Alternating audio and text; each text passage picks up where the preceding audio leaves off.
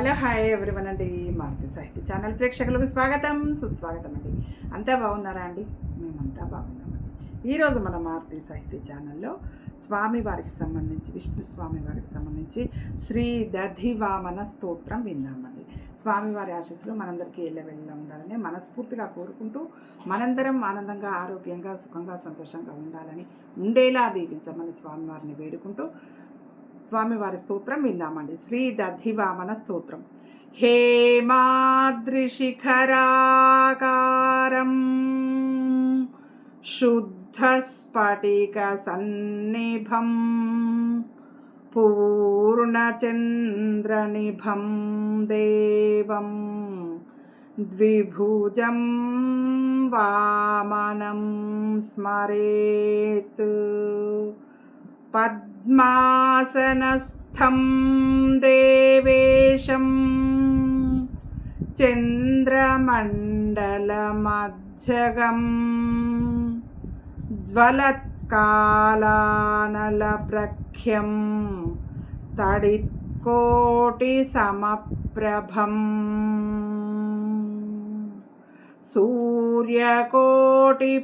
సూర్యకోటిప్రతీకాశం చంద్రకోటిసుశీతలం చంద్రమండలమధ్యస్థం విష్ణుమచ్యుతమవ్యయం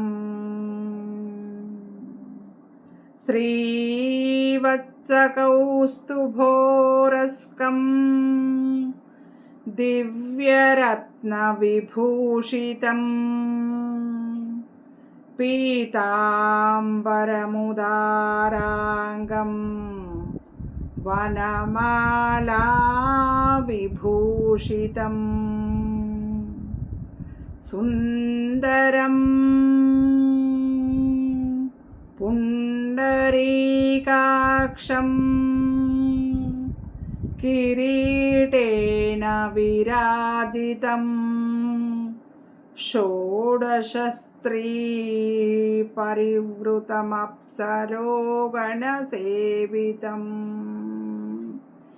యగృగ్యజుస్సామాధర్వైద్వైర్గీయమానం జనార్దనం చతుర్ముఖాద్యైర్దేవేశైః స్తోత్రారాధన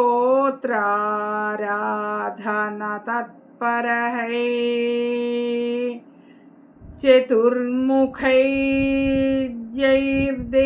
చతుర్ముఖైర్దేవేశైః స్తోత్రారాధన తత్పరైః సనకాద్యైర్మునిగణైః స్తూయమానమహర్నిశం త్ర్యంబకో మహాదేవో నృత్యతే యస్య సన్నిధౌ దధిమిశ్రాన్నకవలం రుక్మపాత్రం చ దక్షిణే करे तु चिन्तयेद्वामे पीयूषममलं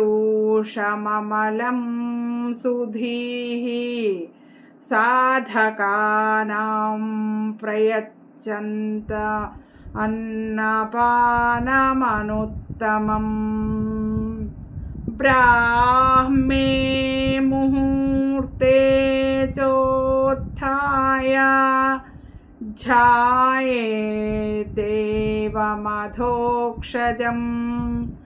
अतिसुविमलगात्रं रुक्मपात्रस्थमन्नमं सुललितदधिकण्डं पाणिना दक्षिणेन कलशममृतपूर्णं वामहस्ते दधानं तरति सकलदुःखाद्वामनं भावयेद्यः क्षीरमन्नमन्नदाता లభేదన్నాద ఏవ చ పురస్తాదన్నమాప్నోతి పునరావర్తివర్జితం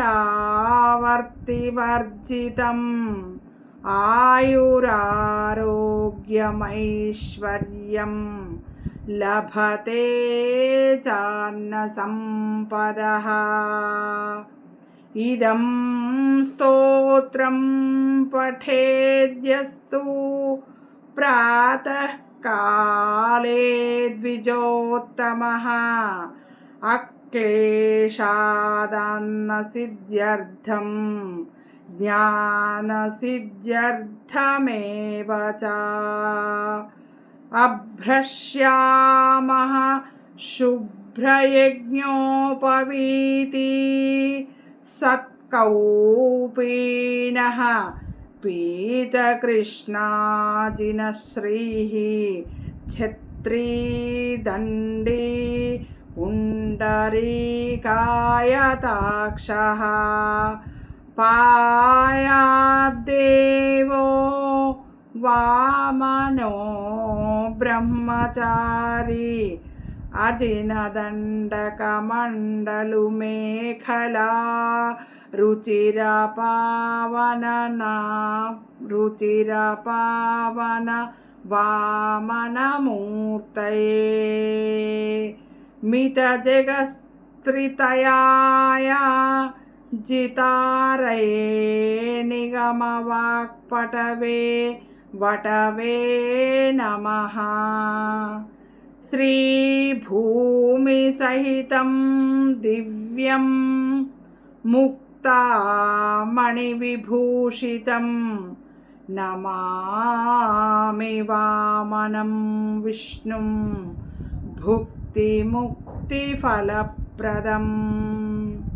వామనో బుద్ధిదాతా చ ద్రవ్యస్థో వామనః స్మృతః వామనస్తారకో భాభ్యాం వామనాయ నమో నమః. ఇది శ్రీ వామన పురాణే శ్రీ దధివామన స్తోత్రం సంపన్నం. స్వామివారి ఆశీస్సులు మనందరికీ ఎల్లవెల్లలు ఉండాలని మనస్ఫూర్తిగా కోరుకుంటున్నానండి. మీ అందరి ఆశీస్సులు, ప్రేమ, ఆదర, అభిమానాలు మన మారుతి సాహితీ ఛానల్కి ఎల్లవెల్లలా ఉండాలని మనస్ఫూర్తిగా కోరుకుంటూ ఉంటానండి. మీ మారుతి సాహితీ ఛానల్.